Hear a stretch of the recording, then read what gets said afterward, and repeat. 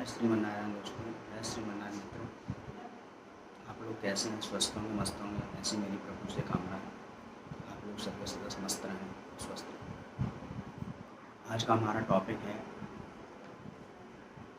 भगवान जगन्नाथ की जो रथ यात्रा निकलती है उड़ीसा में, जो पुरी शहर है, भुवनेश्वर, वहाँ पर निकलती है। आज हम उसके बारे में बात करेंगे और आपको उसके बारे में बताएंगे कि आप वहाँ की जो यात्रा है उसका क्या महत्व है और किस तरह से उस यात्रा में शामिल होने से और भगवान जगन्नाथ की पूजा करने से किस चीज़ का लाभ प्राप्त होता है।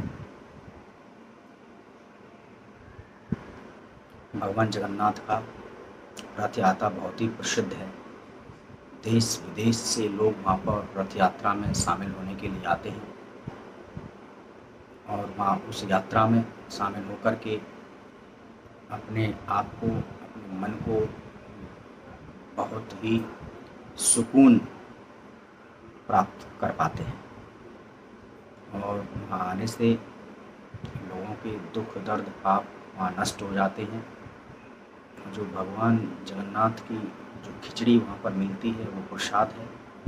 उस प्रसाद को पाने से लोग तरस आते हैं, उस प्रसाद को पाने के लिए लोग तरसते हैं। प्रसाद बहुत ही महत्वपूर्ण है, वो खाना अनिवार्य भी है, हम तो अगर ऐसा मानते हैं।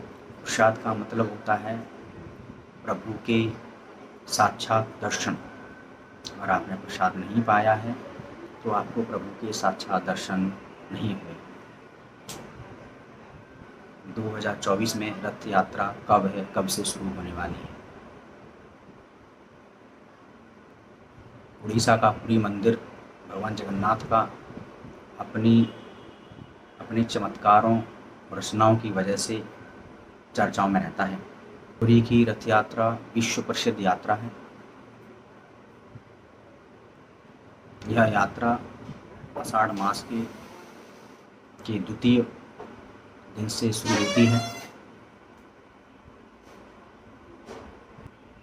भगवान जगन्नाथ रथ यात्रा में अपने बड़े भाई बलभद्र और बहन सुभद्रा के साथ रथ पर सवार होकर नगर भ्रमण के लिए निकलते हैं,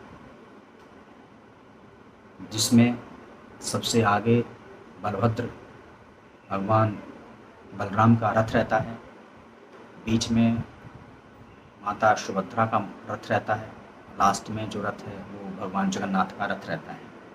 इस तरह से ये क्रम रहता है और भगवान नगर की यात्रा करते हुए अपनी मौसी के नगर गुंडिचा जाते हैं।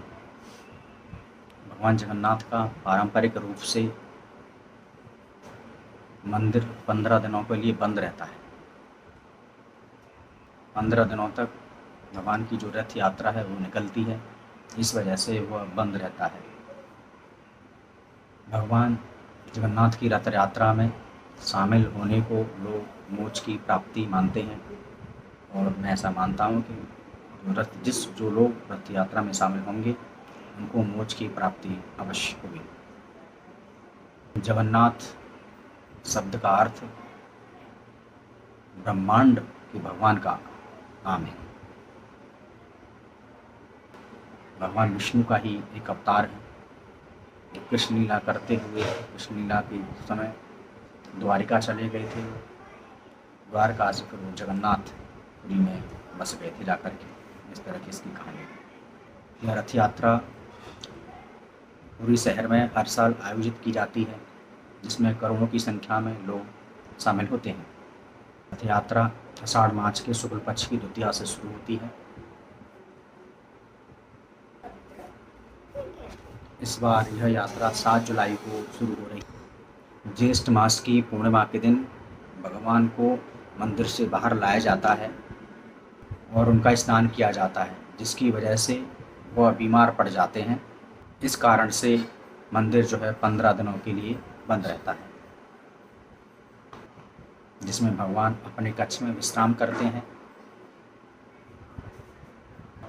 भगवान स्वस्थ होकर के शुक्ल पक्ष की द्वितीया को बाहर आते, ठीक हो जाते हैं, वो बाहर आते हैं।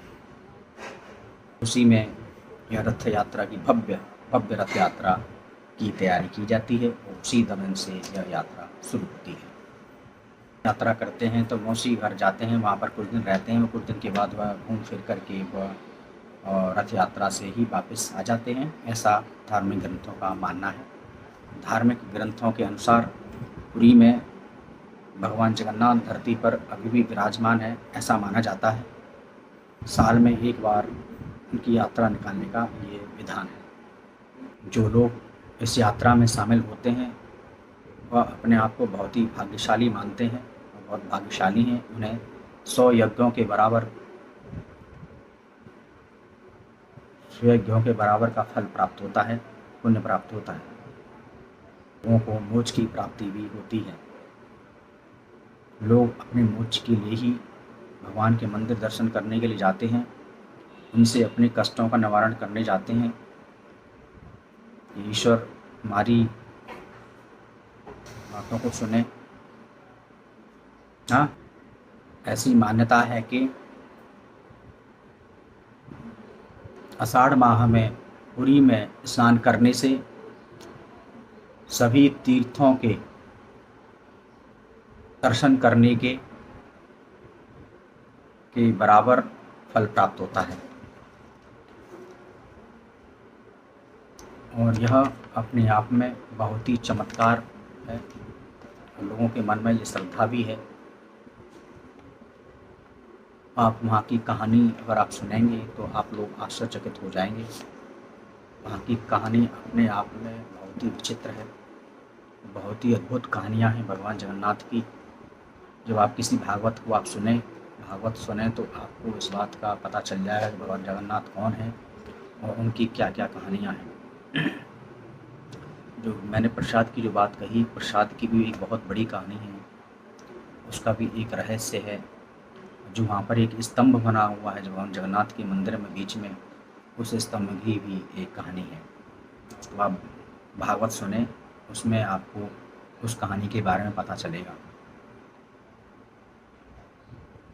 तो हम इतना ही चाहते हैं अब ज़्यादा से ज़्यादा लोग जो हैं भगवान जगन्नाथ की यात्रा में शामिल हों और वहाँ जा कर के इसका फल प्राप्त करें और भगवान आपकी सभी मनोकामनाएं पूर्ण करें।